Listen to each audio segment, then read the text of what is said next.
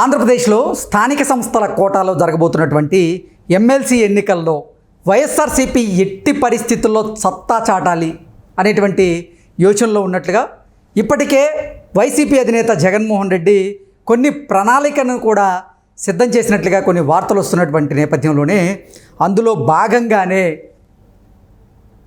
ఈ స్థానిక సంస్థల ప్రజాప్రతినిధులతో వైఎస్ఆర్సీపీ అధినేత జగన్మోహన్ రెడ్డి భేటీ అవ్వడం, వారిని అక్కడి నుంచి బెంగళూరులో ఉన్నటువంటి క్యాంపు కార్యాలయానికి తరలించి కరెక్ట్గా ఎన్నిక జరగబోయే రోజే వారిని మళ్ళీ తిరిగి ఇక్కడికి తీసుకొచ్చే యోచనలో జగన్మోహన్ రెడ్డి అలాగే జగన్మోహన్ రెడ్డి టీం ఉన్నట్లుగా కొన్ని వార్తలు వస్తున్నటువంటి నేపథ్యంలో అసలు వైఎస్ఆర్సీపీలో ఏం జరగబోతుంది అనే దాని మీద మనం విశ్లేషణ చేసుకునేటువంటి ప్రయత్నం చేద్దాం. ప్రస్తుతం మనతో పాటు ఉన్నారు ప్రముఖ రాజకీయ విశ్లేషకులు జగదేవ్ గారు. ఆయనతో మాట్లాడదాం. జగదేవ్ గారు నమస్తే అండి. నమస్తే. స్థానిక సంస్థల కోటాలో జరగబోతున్నటువంటి ఎమ్మెల్సీ ఎన్నికల్లో ఎట్టి పరిస్థితుల్లో వైసీపీ ఈసారి సత్తా చాటాలి అని ప్రయత్నం చేస్తుంది.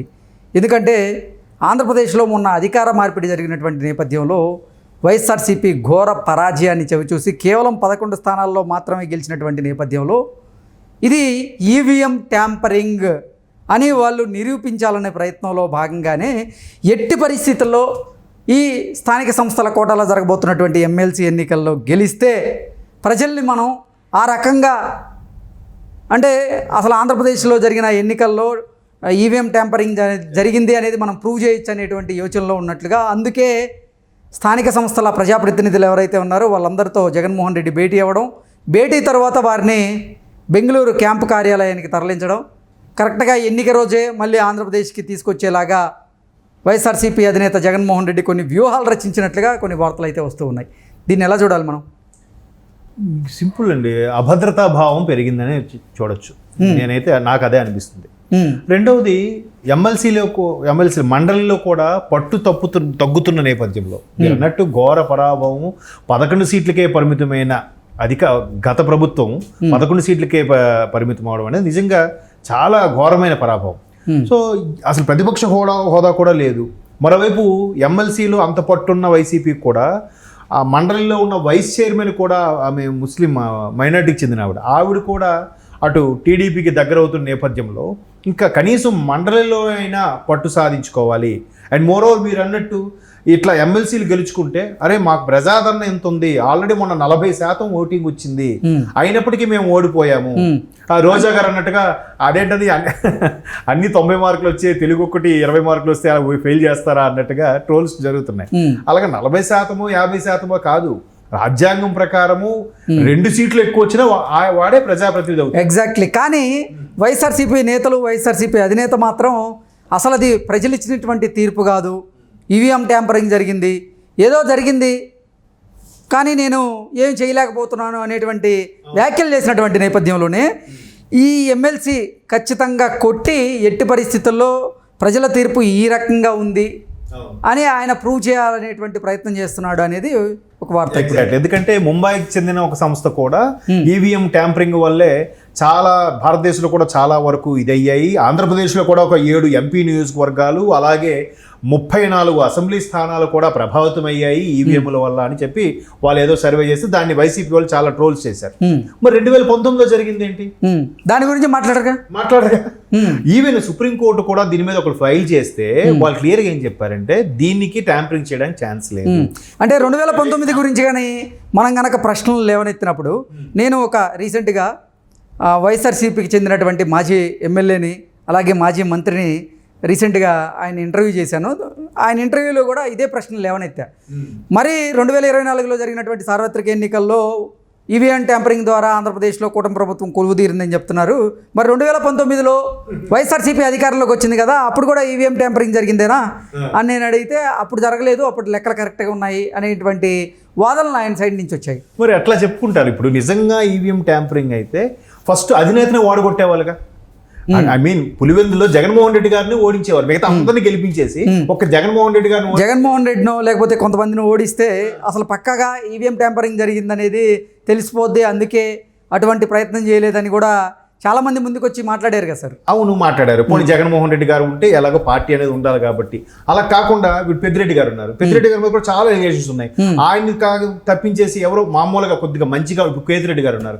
కేతిరెడ్డి గారు నన్ను గెలిపించొచ్చుగా. ఆయన కూడా అదే అన్నాడు కదా, రోజు పొద్దున్నే లేస్తే జనాల్లో ఉంటాను నేను ఓడిపోవడం ఏంటని ఆశ్చర్యం వ్యక్తం చేశాడు. ఇప్పుడు మెల్లగా కూటమికి ఫేవర్ గా మాట్లాడుతున్నాడు ఆయన కూడా. ఇట్లా చాలా మంది ఉన్నారు.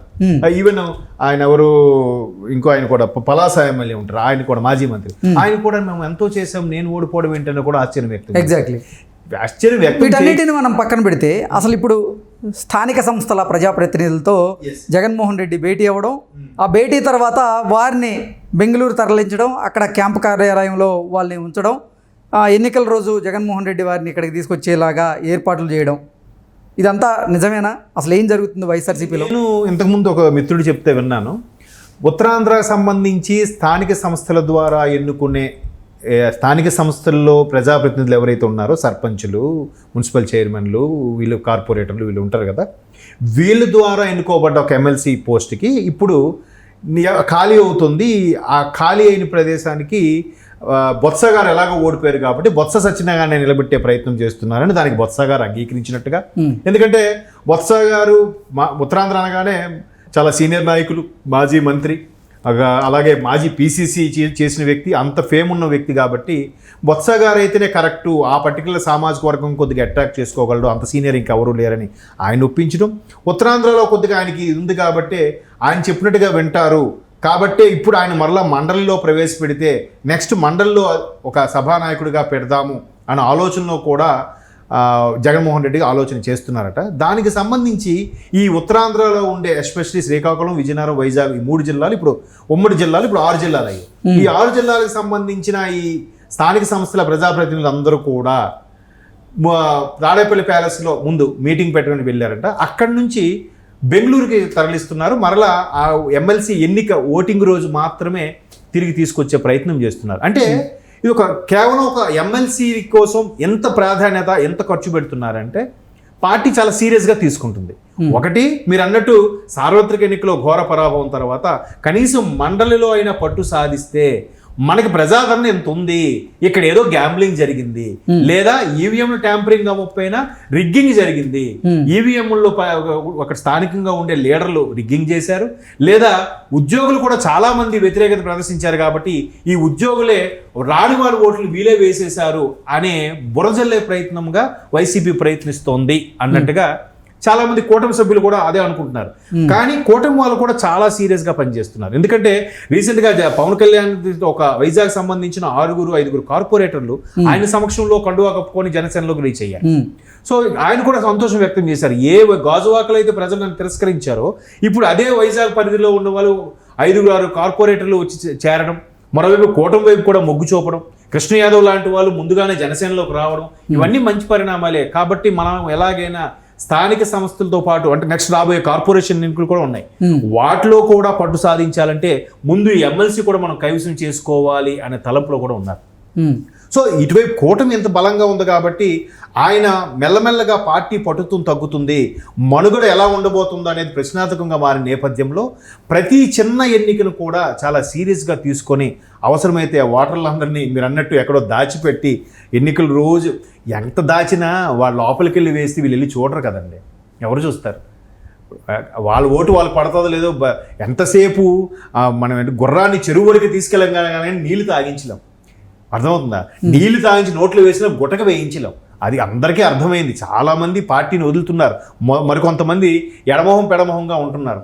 ఇటువంటి నేపథ్యంలో వాళ్ళందరికీ ఏదో చెప్పి నచ్చజెప్పి మీ అందరికీ ఇలా ఉంటుంది, మళ్ళీ మనమే ప్రభుత్వం కైవసం చేసుకుంటాం, కాస్త ఓపిక పట్టండి, ఈసారి ఎమ్మెల్సీని గెలిపించండి అనే ప్రయత్నం చేస్తున్నారు. బట్ అది బెంగళూరు తరలించారా లేదంటే ఎక్కడైనా ఉంచుతున్నారా అనే విషయం అయితే తెలియదు. బట్ ఇదైతే బెంగళూరు తరలిస్తున్నారనే వార్తలు అయితే విన్నాను. బట్ విజయవాడ నుంచి బెంగళూరు తరలించి మళ్ళీ అక్కడ నుంచి ఇక్కడ షిఫ్ట్ చేస్తారా అంటే మేబీ. అంటే జగన్మోహన్ రెడ్డి కూడా ఇప్పుడు ప్రస్తుతం బెంగళూరులోని యలహంక ప్యాలెస్లో ఆయన నివాసం ఉంటున్నటువంటి నేపథ్యంలోనే దానికి దగ్గరలో ఉండేటువంటి ఒక హోటల్ చూశారు, దాంట్లోనే కార్యాలయాన్ని ఏర్పాటు చేసి అక్కడ ఉంచబోతున్నారు అనేటువంటి. అవును, ఇక్కడైతే మళ్ళీ ఆంధ్రప్రదేశ్లో అయితే కూటమి ప్రభుత్వం ఉంది కాబట్టి వీళ్ళ ఆటలు సాగవని ఉద్దేశము, లేదంటే ఇవన్నీ బయటికి లీక్ అవుతాయనే ఉద్దేశంతోనో బెంగళూరులో తీసుకెళ్తున్నారు అన్నట్టుగా వార్తలు వచ్చాయి. మేబీ అంటే ఇవన్నీ చూస్తే వార్తలు వస్తున్నాయంటే ఒక విధంగా అధినేత జగన్మోహన్ రెడ్డి గారికి కొంత అభద్రతా భావం పెరిగిందేమో అనిపిస్తుంది. ఎందుకంటే ఈవీఎం వాటి మీద ట్యాంపరింగ్ అని చెప్పడము, లేదంటే ఒకప్పుడు కలవకుండా ఉన్న నాయకుల్ని ఇప్పుడు కలవడానికి ప్రయత్నించడము, చిన్న ఒక్క ఎమ్మెల్సీ దానికి కూడా ఎంత పక్కగా ప్లాన్ చేసి అందరికీ ఓటేయండి అని చెప్పడం, తీసుకెళ్ళి ఒక దగ్గర భద్రంగా ఉంచడం, ఇవన్నీ చూస్తుంటే పోనీ మరి ఈ మాత్రమైన రాజకీయం చేయకపోతే నెక్స్ట్ మనుగడ అనేది ప్రశ్నార్థమే కదా. ఓకే, చూద్దాం ఏం జరుగుతుందో. ఓకే.